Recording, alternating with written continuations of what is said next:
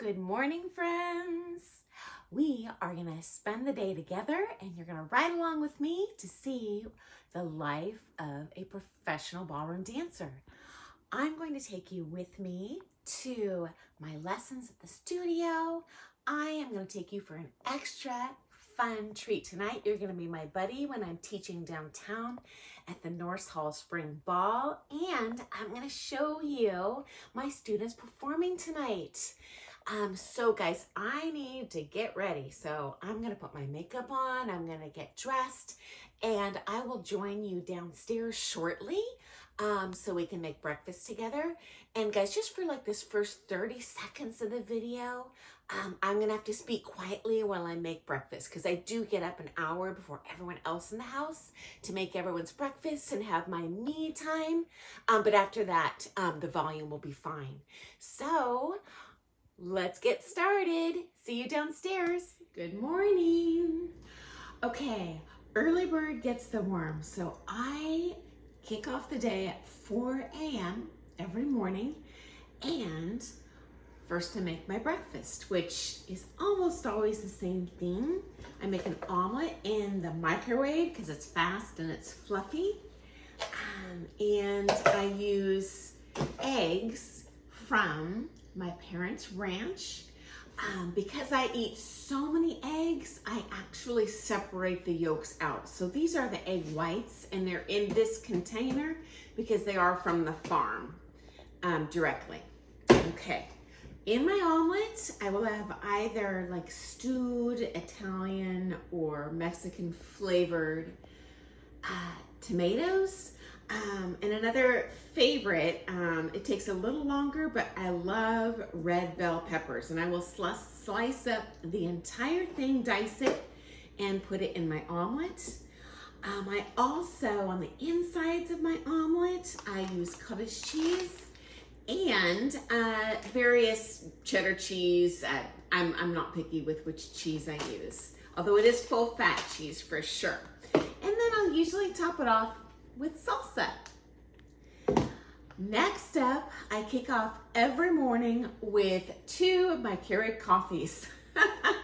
Okay guys, so my favorite flavors, I have pretty much the same thing every day. I start out with a classic cinnamon roll flavor. I love this. And my favorite Starbucks, which is the Veranda Blend. So it's a blonde roast. These are both fully caffeinated. And I add Splendas, as well as I do nut-based creamers. So this one's almond and coconut, variety of nut-based creamers. I will stop at Starbucks on the way to dropping my daughter off to school, and I will pick up the full heavy cream coffee as well, but that's in about 3.5 hours. Okay, so that's how I kick off the day. The next bit is I get my daughter ready for school, I prepare breakfast for everyone, and then I come back and I pack my lunch, so I'll show you that in a little bit. I'm back and I can talk a little louder now because the family is up, getting ready for work, getting ready for school. So I do pack a lunch every day. Honestly, sometimes I get super busy, I don't have time to eat it, but I always take things with me. You know, guys, honestly, I think cooking at home, preparing at home is so much healthier and cheaper than going out. I do go out twice a week, but almost all my food I prep at home. And here goes. I eat super light in the day, and that varies a little bit, but my favorite go-to is like a shirataki, which is like kind of a low-carb pasta, and I buy a variety of those. Some are tofu-based, excuse me, hair in my face here, cauliflower-based, zoodles. I love these. I'm not sponsored by anyone, guys. I'm just showing you what I do each day. This is Pasta Zero. I like it because it's so fast. They're just ready-made. You keep these in the fridge. This one is a spaghetti. This one is a fettuccine.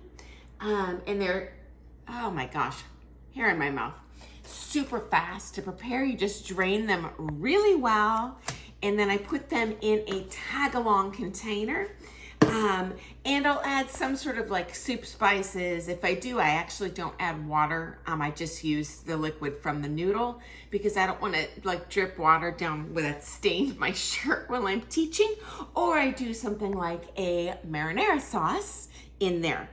And I also bring a couple little snackable finger foods. I don't eat during my lessons just because I really want to focus on my students, but I do eat between the lessons.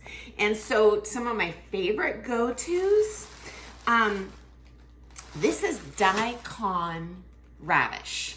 I actually get these at an Asian store. A lot of grocery stores that are kind of American don't sell it, but I love it. It's a very mild radish. I slice these up kind of like someone else would eat celery sticks, and such a good snack. Or sugar snap peas. Super fast, can keep them in the car, they don't go bad. I love that. So that's gonna be my lunch today, and let's get started. I'm gonna finish getting ready for work and we will hit the road and start my lessons. Okay, see you there. Hey, my daughter has a late start today, so I'm at 6:30, I'm stopping at Starbucks. I always get a venti blonde roast with heavy cream and a whole bunch of Splenda. And now we are gonna hit the road. And I'm gonna spare you the trip later, but I go back. I'm gonna have this at a little teaching break at 10. And then I'll have another teaching break around noon, and I'll pick up another one of these bad boys. Okay, let's hit the road, we're off to work. Okay, we are on our way to the studio for my first private lesson of the day. That'll be at 7. And I'm gonna share with you little snippets of all my privates throughout the day. I am going to increase the speed during all those lessons because YouTube is not gonna let me post like a 10-hour long video. But I will share that with you. As you know, I built and ran for 15 years the largest ballroom dance studio in the United States. And I did sell that building right before COVID. And guys, here's the exciting part. I had a very long time student who started with me as a beginner. She worked her way up through the competitive ranks. She turned professional. And she ended up taking over the lease from the new building owners. So though she does not own that property like I did, she continues to run it as a ballroom. I do love teaching there, but she is not only a great teacher, she is a skilled businesswoman, and that place is booked tight. I'm always welcome to teach there, but I almost always have to shift rooms during my lessons or share space with a lot of people playing like merengue, salsa, social music, because it's now very much a social studio compared to when I ran it. It was almost exclusively international standard and Latin, just because that's my jam. And I also have difficulty booking, especially in the mornings, because they are totally full with exercise classes. And so I do have a couple social dance students who do not mind sharing studio space while, you know, a Zumba class is going on in the same room and the lights are off and the disco ball's going, music's blaring. But most of my students, you know, are really dancing at a higher level.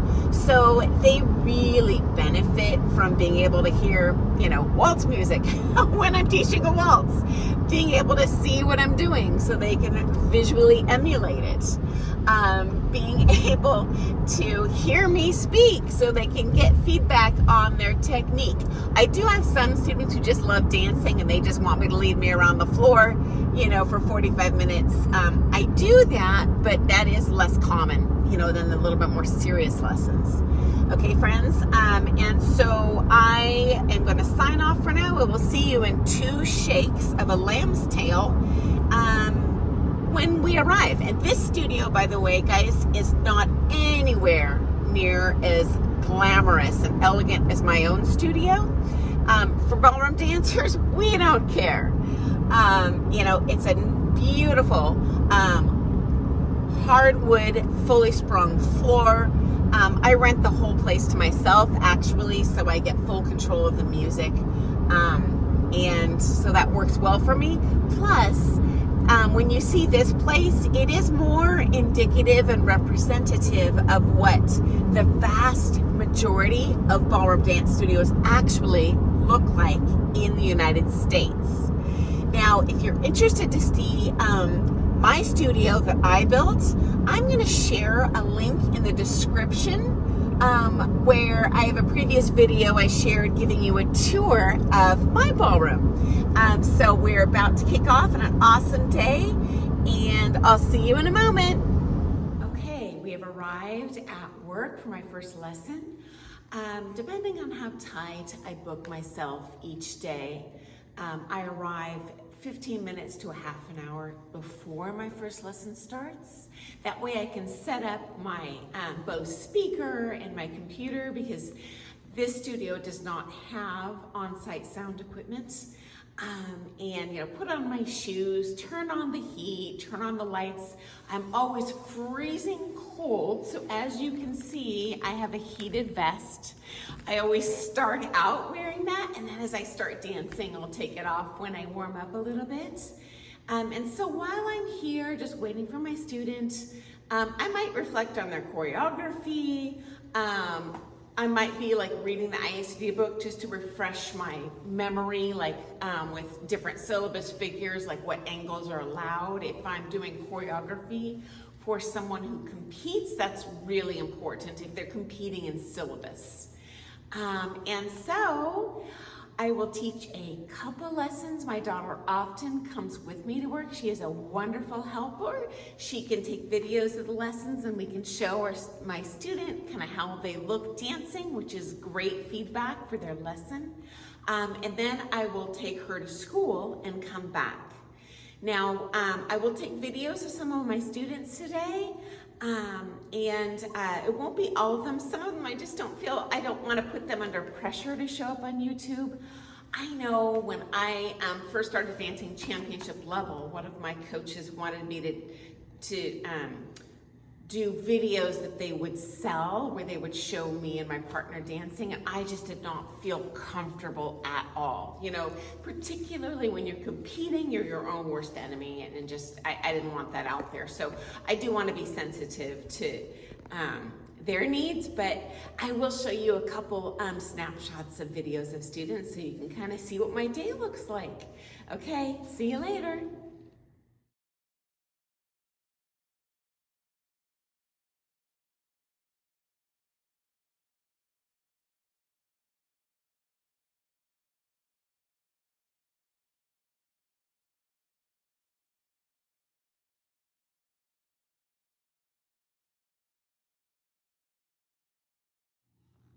We just finished our final lesson of the day, so I've got a little break here.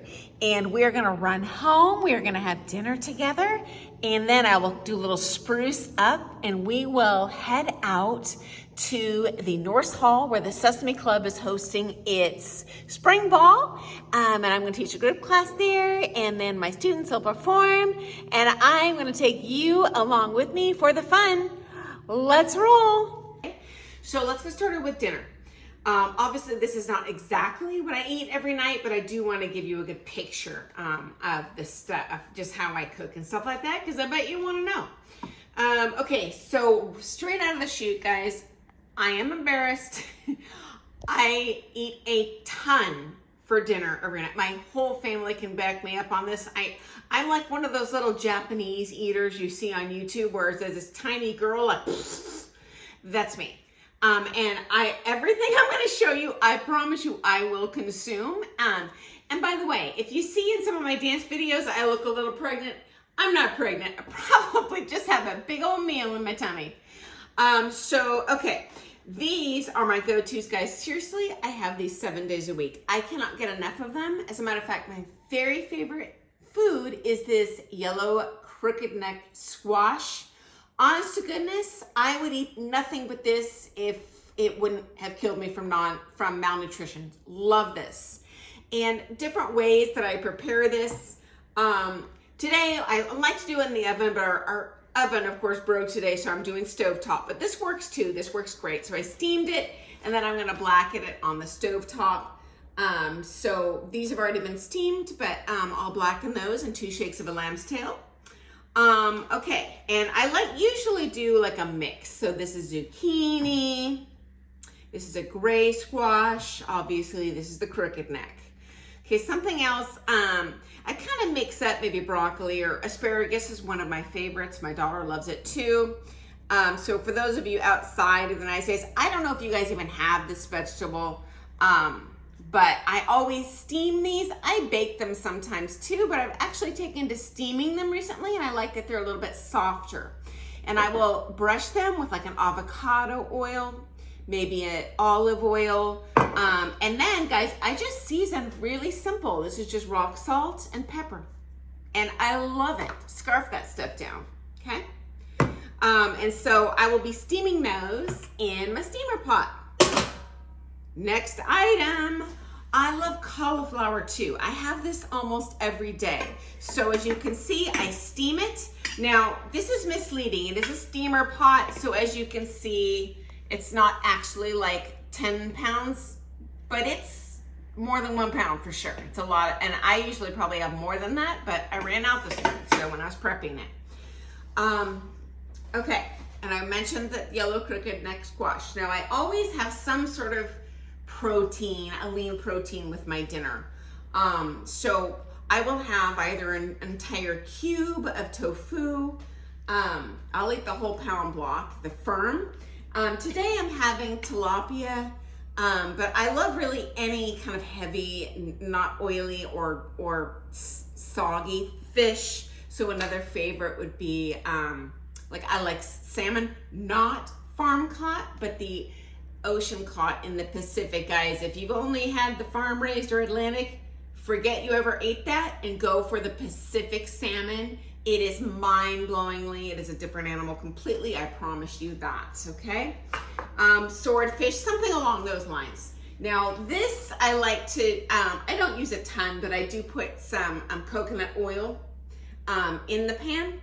And different seasonings. One of my favorites is actually this just Red Lobster seafood seasoning. I'm not sponsored in any way. I'm just telling you kind of what I like to eat because I thought you might want to know.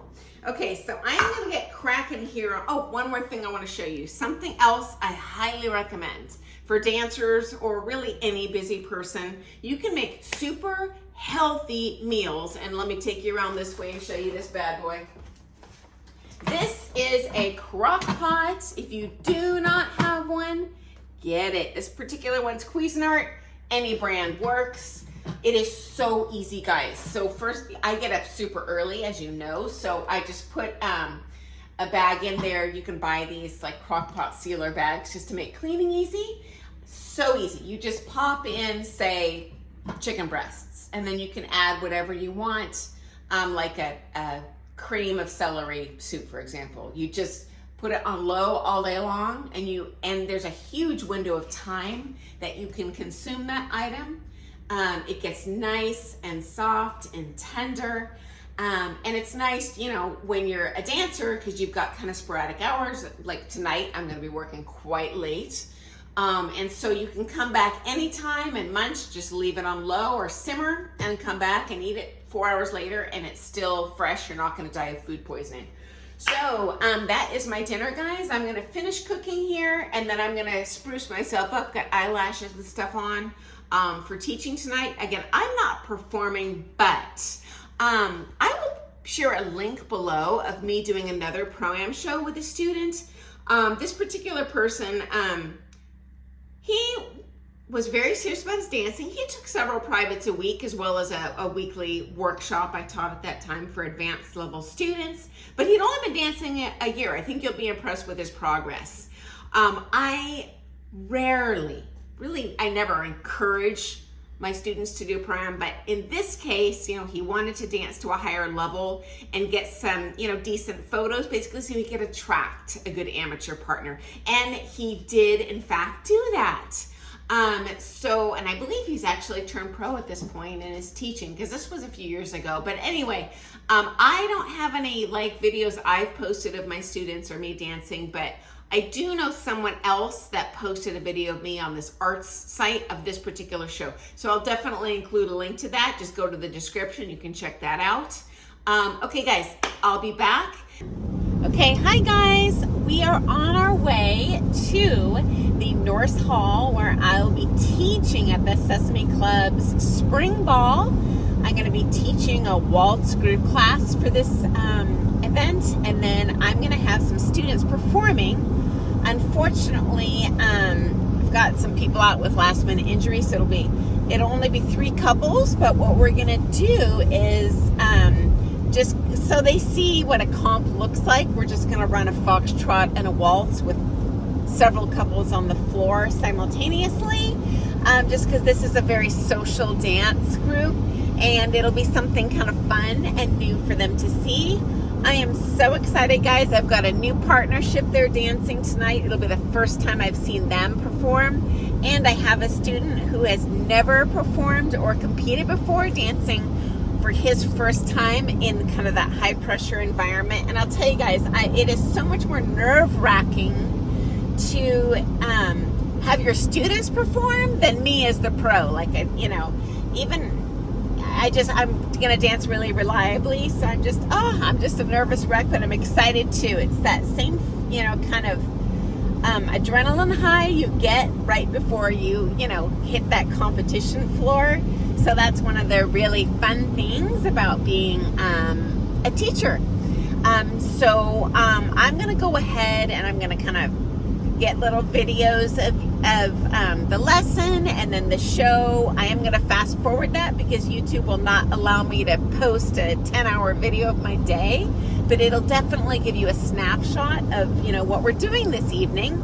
And shout out, I have a long-term student with me, Steve, who is our videographer tonight. Steve, how long have you been taking lessons with me? I started in 2005. 2005, so 19 years, friends. So, and another great thing about being a teacher, I think unlike other jobs, is, you get to know students for years and years and years and just really develop a genuine attachment to them, which is so fun. So anyway, guys, next time you see me, I'll be teaching that group class. My students will be performing, and we will probably follow up with you on the car ride home in 4 hours or something. So anyway, I'll see you soon at the Norse Hall. Bye.